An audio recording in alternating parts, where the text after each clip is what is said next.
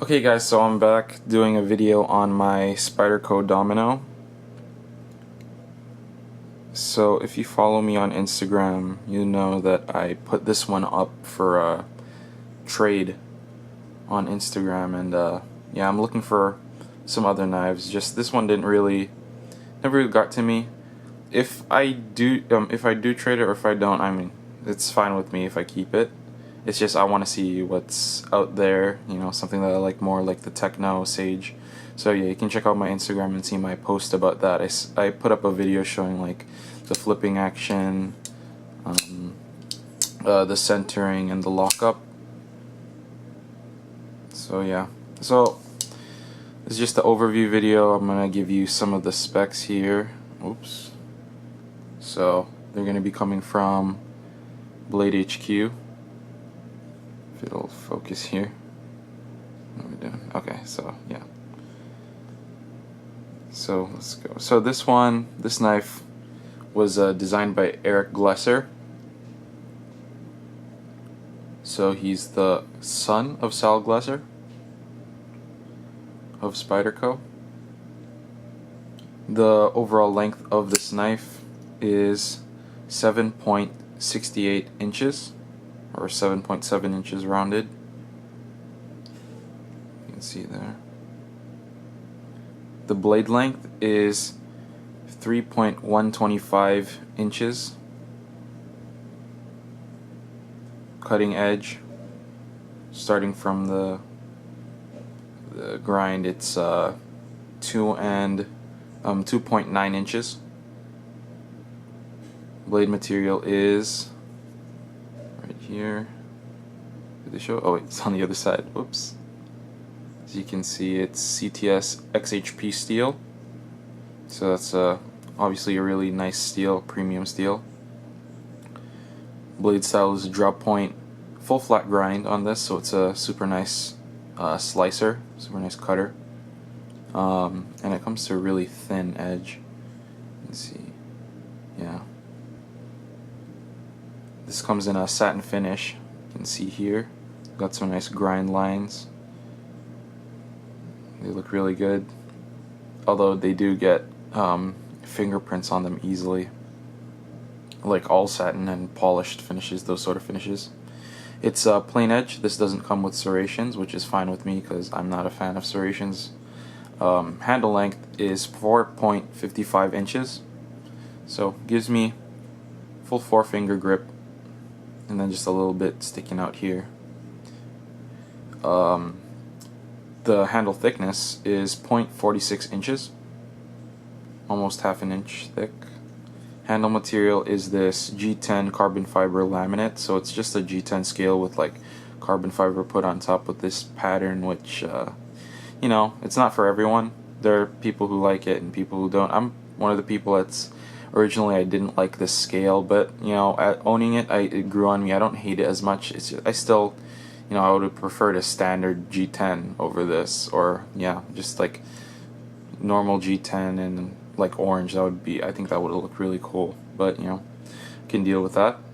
And I think it looks pretty cool when it's, you know, glancing in the light. That's pretty cool. Man, I got some shit in my fingernails. Color. Well, that's not an important detail. Obviously, this is a titanium frame lock, or what they call, Spyderco says the Reeve Integral lock. So, yeah, and then, as you can see, it's got a steel lock bar insert as to help it wear better over time. Because pretty much, I think with this steel insert, this lock bar will pretty much not move at all. So there's that. 4.1 ounces. So it's a pretty good weight. It's not too heavy. And I think it's good for the knife's size. This knife can be used by right-handed people and left-handed people. Just using the flipper. You can see I can light switch it or push button it, whichever one you want to do. And there's also the thumb hole opening. Of course, whoops, screwed up on that. And then can Spidey flick it. So yeah, it's pretty fun to play with, and that's one of the reasons why it's like, it's fine if I keep it. So yeah, pocket clip is right hand and left hand carry for tip up and tip down, I believe. Yeah, so you have the screw holes over there, as you can see. Carries deeper when it's tipped down, although I think it just looks kind of weird because there's like this whole thing sticking out rather than just this point. So I prefer it in tip down. Well, anyway, for flipper, it's a lot safer to just carry it tip up anyway. So yeah, this manual opening, no assist. This uses bearings. This is on captured bearings, so it's pretty smooth. Although I'll tell you, this knife, it's not the type of knife that'll like just drop free. You have to actually push it down to get past that detent. It's not really that kind of knife that'll just drop free like my ZTO 550, but it's still a super smooth flipper. It flips really well. Sorry about that. Yeah, flipper, thumb hole, frame lock. This is made in Taiwan.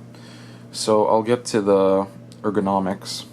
So you get pretty nice purchase on the grip. I have medium-sized hands. Maybe if you have large-sized hands, your pinky might stick out a little bit, but for me it fits perfectly and it fits really nice.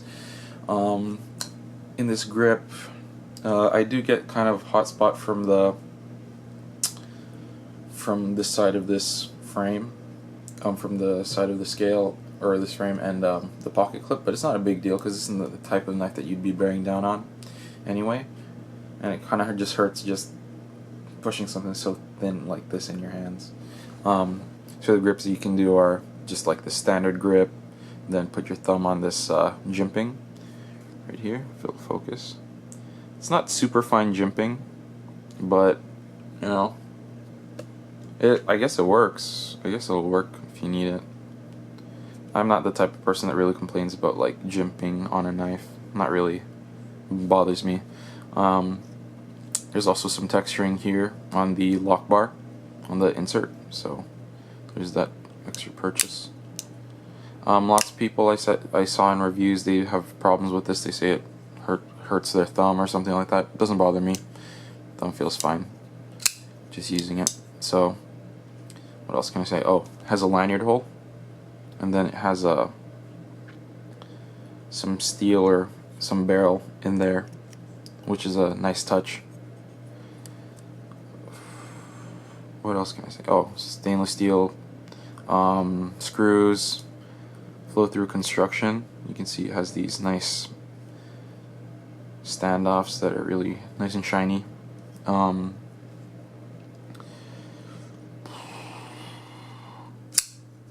Flips nice, even in left hand. I'll show you that. For you lefties, I'm not a lefty, I'm a righty, but when I use this in left hand, it's still pretty natural to use it, even actuating the frame lock, so that's good. Okay, and then another grip that you can have this in, you can choke up higher with this finger choil, which is really nice. I always like these finger choils, so you can get some more control over it. Just put your finger there, put your thumb higher. You know, you can bear down on you can bear down on the surface more, you know, get some more control over whatever you're cutting.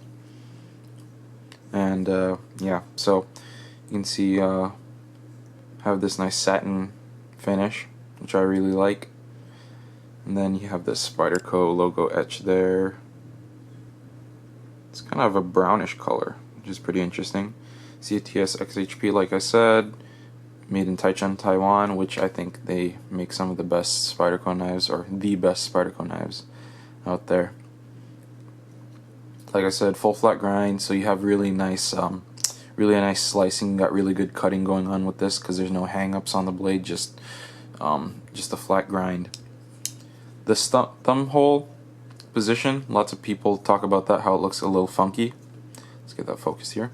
It looks a little funky that it's like over here where they should put it over here because it'll look more aesthetically pleasing, and I agree with that being more aesthetically pleasing, but I will say that it was put in that position for a reason, and that's because if it was put any higher, your thumb would just bump into this this piece this part of the handle if you tried to open it if the hole was higher. So that's why they put that there, because this way you can the flipper still gets past your finger, because if you had your finger higher than that, then it'd be rubbing against your middle finger or something like that. But yeah, so that's the reason why that's like that. But still, for me personally, the reason why I'm not too excited about this knife, I guess it has good ergonomics, it's fun to flip, it handles really nicely, but it's just aesthetically it's not really that pleasing to me. I mean, it's okay. I'm not gonna be one of those people to say it's an ugly knife. It's not super ugly, but it just doesn't really do it for me. I like more stuff going on in the designs. Like to me, even the Spyderco, the Techno, I think it more looks I don't know, it's more appealing to me compared to this design. Maybe if they put a full tie scale on this side, maybe that would get me. But yeah.